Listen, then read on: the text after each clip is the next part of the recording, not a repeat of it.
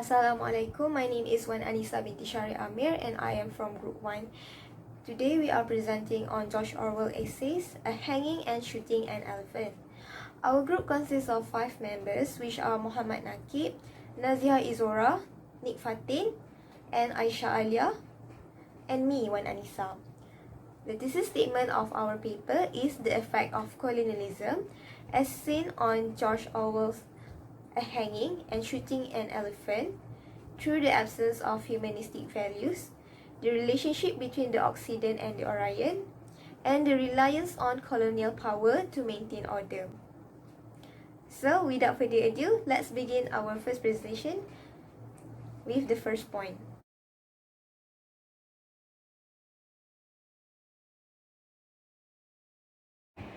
Firstly, the absence of humanistic values can be seen through the concept of othering. Othering is a colonialist theory. Othering means judging others that are different as inferior. For example, in the story A Hanging, the British officers considered themselves as the perfect embodiments of humans and as the proper self. Meanwhile, the peoples that they colonized, such as the Indian prisoners, are considered as inferior, other, or subhuman. So, othering divides the world between the civilized and the savages. So, the savages are considered as the other, or the inferior, or the demeaning others. So, they are perceived as evil. So, in this case, the Indian prisoners are considered as other and not perceived as a fully human. So this is evidence from the numerous incidents and treatments that the British officers give to the locals. For instance, in the text of A Hanging, we were waiting outside the condemned cells, a row of sheds fronted with double bars, like small animal cages. So in this essay, the narrator describes the prisoners as animals, as they were locked up in small cages just like the animals. So this implies that the prisoners are perceived as a human rather than human being. So secondly, the evidence that can be found in the text is the brown silent men were squatting at the inner bars. So the narrator firstly highlights the skin color of the prisoners, which is brown. So the purpose of pointing out the skin color of prisoners is to highlight the concepts of racial binary oppositions. So racial binary opposition is based on race and it is made and enforced by society. So peoples are usually defined based on their biological traits, such as their eye colors, skin color, hair color, and so on. So in this case, brown is served as a signifier that symbolize the otherness of the colonized people. Next, in this text also, we can see the narrator points out the Indians had gone grey like bad coffee. So the word grey is a variation of browns, and it is used as a term to serve humiliations, which the British colonizer used to mark these colonized people as inferior. To sum up, othering contributes to the lack of humanistic values. Therefore, the colonizers did not think twice when they executed the poor prisoners. The death of these prisoners were dehumanized and they were killed without any mercy. These prisoners were dehumanized solely because they were perceived as other, inferior, and they are not viewed as fully human. Hence, it can be concluded that colonialism causes the colonizer to view these colonized people as inferior, which resulted in them losing their sense of humanity in killing the locals. That's all from me for the first point. Thank you. Secondly, the absence of humanistic values can be seen through the dehumanization of death. This can be seen from the text. It is curious, but till that moment, I had never realized what it means to destroy a healthy, conscious man. So this text indicates the narrator's psychological state at the moment. The narrator feels guilty for killing the prisoners that are physically and mentally fit. And from that moment, the narrators also realize that all this while, he has been dehumanizing them, and he does not view them as a human while they were locked up in prison waiting to be hanged. Thus, the narrator feels guilty for getting involved in killing the prisoners, as all of them deserve to live and have second chance. However, the narrator was also under the influence of colonialism. Thus, it leads him to feel a sense of ambivalence. The narrator starts feeling ambivalent when he cannot decide whether he should side with the prisoners or with the colonizers. In the last text of a hanging, the narrators also mention that he laughs along with his colleagues after the prisoners were hanged to death. They even went for a drink afterward. So this implies that the narrator might have lost his sense of sympathy and he did not feel anything or pity towards the prisoner. The narrator does not even have compassion for the prisoner's death, and he feels numb. Hence, it can be concluded that colonialism leads to the humanizations of death, which resulted in them losing their sense of humanity in murdering the locals. So that's all from me. Thank you very much. I will pass this presentation to the next presenter.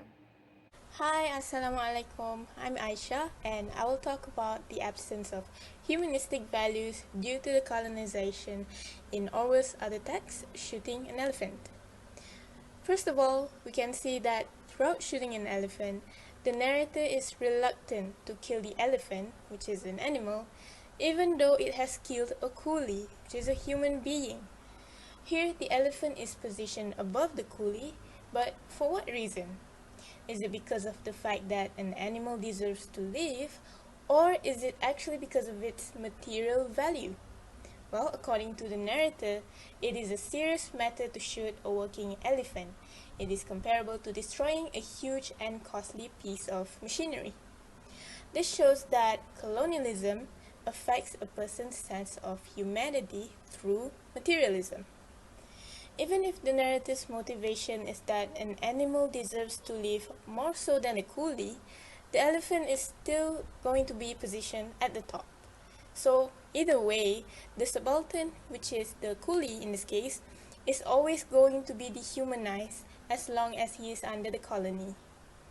Next, the narrator attempts to justify his action of shooting the elephant by considering other people's opinions, as he always does, and this includes the law and the other Europeans. This shows that how the colonizers justify the act of killing via legislation as well as societal belief. Plus, the narrator's behavior of convincing himself of his action shows his need to fit the social expectations as an officer while disregarding his sense of morality. Shyama and Istiak's journal article criticizes Orwell for implying in his text that the occasional traces of cruelty on the white man's part can very well be justified, because they consider these colonized people as barbarians and the benchmark for morality. Basically, these Europeans would consider their own acts of killing as not as bad as what those natives do, possibly because their actions are based on legislation and quote-unquote justice, unlike those uncivilized people. The question of mimicry in shooting an elephant exists as a phenomenon amongst the natives that mirrors the immorality of the colonizers. This can be seen when the crowd follows the officer to watch him shoot the elephant. The narrator claimed it was a bit of fun to them, as it would be to an English crowd. The crowd's interest in watching the narrator can be seen as mimicking what the English crowds often do. Plus, the narrator admits that it is always unnerving to have a crowd following you. This affirms Homi Bhabha's theory that mimicry empowers the marginalized to an extent that, at least in shooting an elephant, pushes the narrator's decision to perform the killing, which is way more immoral if you think about it, compared to the natives who were just watching him. From here, we can see a butterfly effect for the loss of humanity, and it all stems from colonization, and is then carried out by the mimicry of the natives. Now, right at the very last sentence of the essay, the narrator admits that he only did the killing for his own sake, which is solely to avoid looking a fool. He did not shoot the elephant because the law says so, and he absolutely did not intend to do so for the natives to devour. And what does this say about colonialism? Well, we can argue that colonialism imposes this sense of narcissism and affects one's reasoning or true intentions for certain decisions. And in this case, we all know that the big decision is shooting the elephant. Thank you.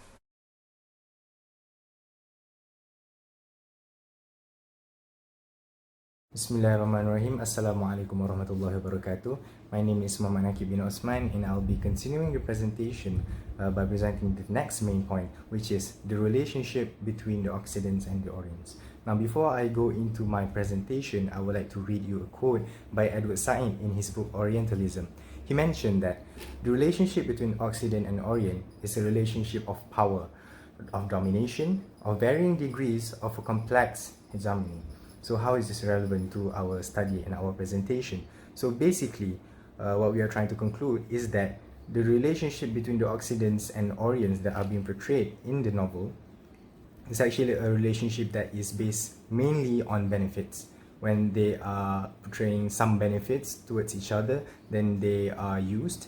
And if they do not have any benefits, then they will be treated negatively or even in some point executed. So first, let's go into the analysis of a hanging. So you can see that people who are willing to cooperate actually became part of the system.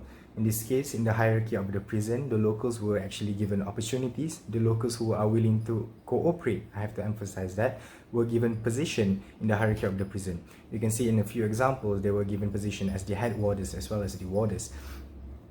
First, the example that I've put as a quotation in the slide, a fat Dravidian in a white drill suit and gold spectacles with his black hand. So you can see that the locals are actually given a position as the head warden.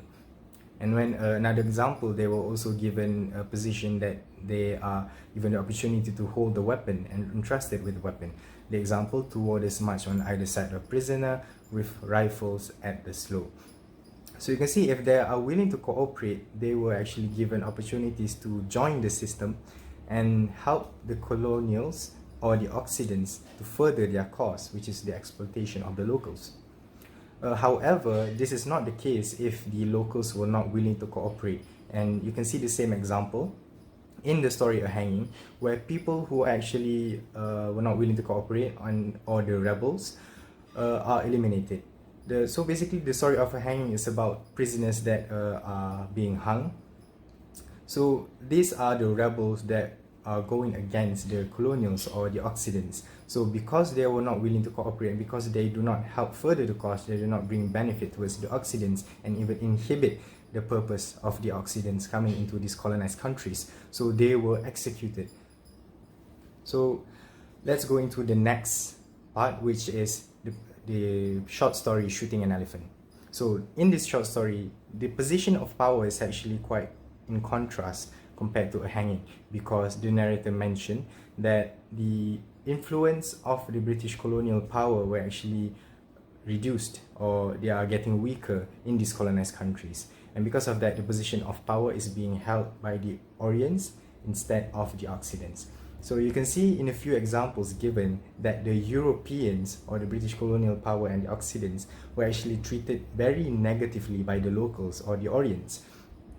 In the example, as I've put a quotation on the slides, we can see that the locals actually spat or spit battle juice over her dress when a European woman were walking in the bazaar. So you can see that this is actually an extremely negative treatment, or even the experience that were given by the narrator that he experienced himself as a police officer. He was actually tripped on a football field, and the whole people that were spectating, which is the locals, were actually laughing at him.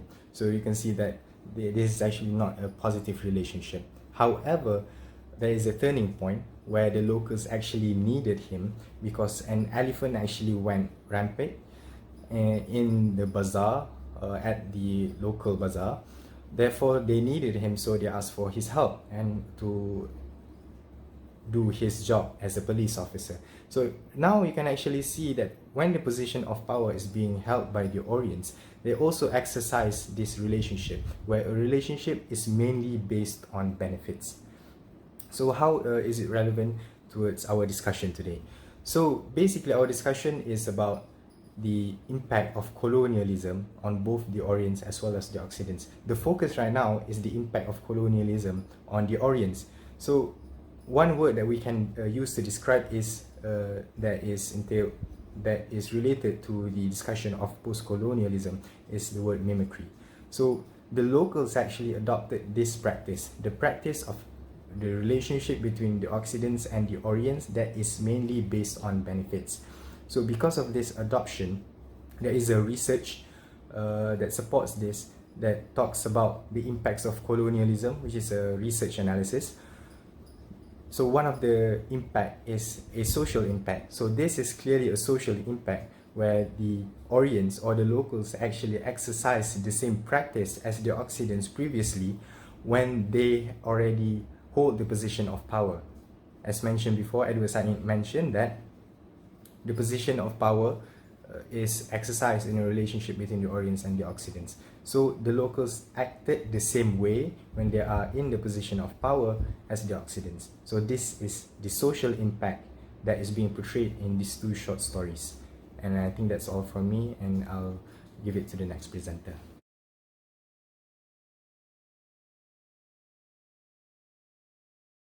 My name is Nik Fatin, and I will talk about the last effect of colonialism as portrayed in Hanging. So the last effect of colonialism in Orwell's essay is the colonized reliance on colonial power and its system to maintain order. So before we get too deep into this, I will briefly explain the history of Burma and the British Empire. In the late 19th century, the British Empire eliminated the monarchy and also separated religion from the state in order to exert their power onto the colonized. So in a hanging, this exertion of power is done through the introduction of the prison organization and also their legal system. First of all, in terms of distribution of power, it is clear that the colonial force and those who support it have more power than those who don't. And the second part is very important because in this essay, it is not only white men who hold positions of power.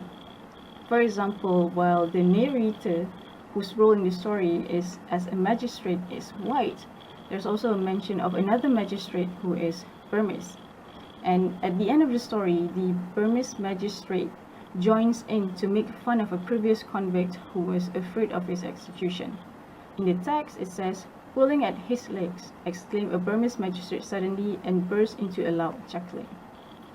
At the top of the prison organization, there's the superintendent, whose race is not mentioned anywhere in the story, even though the narrator mentions everyone else's and also describes the superintendent's other physical traits, such as his grey toothbrush mustache and his gruff voice.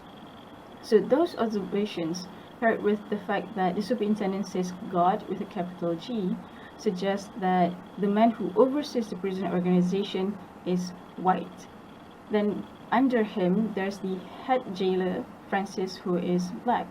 Now his involvement and his presence as someone who holds a position of power can be explained from the fact that the British Empire introduced strangers into their governing bodies to support their colonial power and to replace the natives who did not.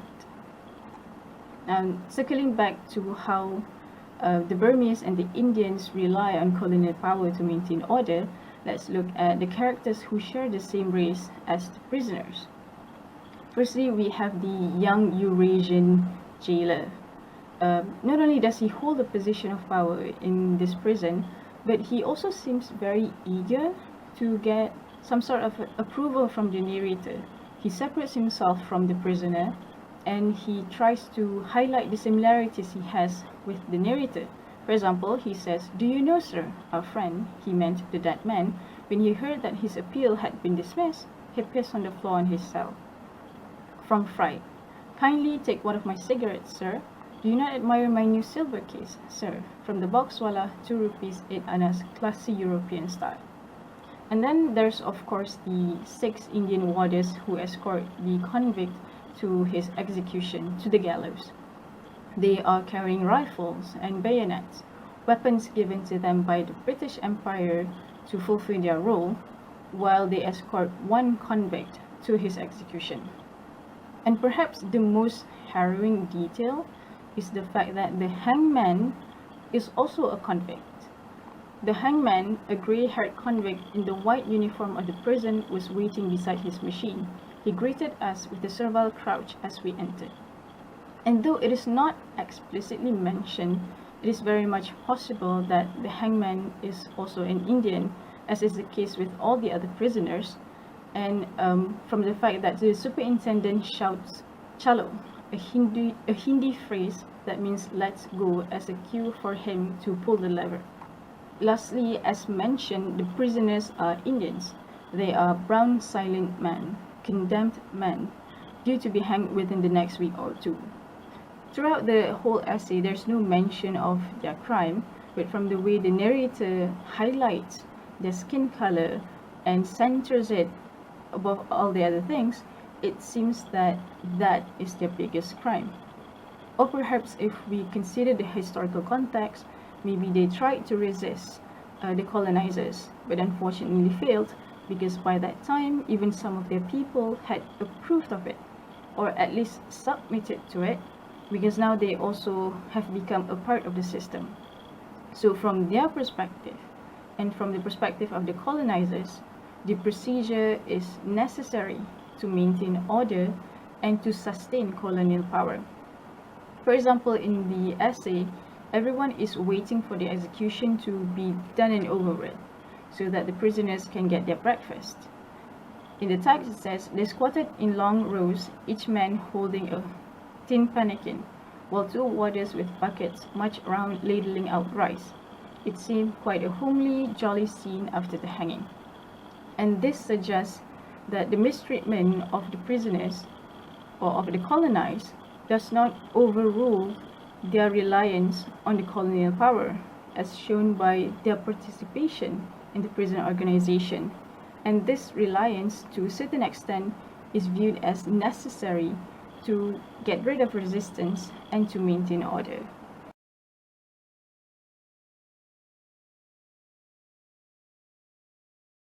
In contrast to a hanging, the power of the British Empire portrayed in shooting an elephant is wavering as a result from the strong anti-colonial resistance of the Burmese. This is evident from the numerous treatment and incidents from the locals that the British officer has to bear. This context suggests that imperialism had pushed the oppressed Burmese to become hateful and selfish as they struggled to survive under the imperialists. Starting a riot would be risky to their lives due to the poor living conditions. Thus, the locals choose to inflict harmless yet humiliating acts towards the imperialists. Generally, the atmosphere described in the story is depicted as chaotic from the perspective of the British officer, from the sneering yellow faces of the locals, hurling insults to Europeans, to them anticipating him killing the elephant before scrambling the carcass for its meat. This context further proves that poverty has pushed the colonized to do the extreme for survival as a result of imperialism. While serving as a European officer makes the narrator a target of resentment by the Burmese, He is also conflicted with moral dilemmas from the reality of imperialism in inflicting harm to both the colonizers and the colonized. This internal conflict is evident from the narrator's decision in abandoning his moral and killing the elephant just to appease the locals. Ironically, the order of power in this context is not subjected to the Europeans' control over the Burmese, but the fulfillment of imperial obligations towards the locals. Despite reigning power as the officer with a weapon among the locals, he is still merely a puppet under the institution of imperialism. The only thing he has control of is to not appear as a fool to the locals, in which he barely succeeds. To summarize, the elements of colonial power between the short stories showcase the manipulative system of an order introduced to the colonized to maintain their power, and a critical truth on the effects colonialism has on the guilty conscience of a colonial officer, as well as the embedded mutual hatred between both parties. In conclusion, the presentation talks about the impacts of colonialism on both the Occident and the Orient as portrayed by George Orwell's A Hanging and Shooting an Elephant. From the points mentioned, we can see that colonialism impacts both sides through the loss of humanistic values, their relationship which is based on benefits, as well as maintaining order by relying on post-colonial power.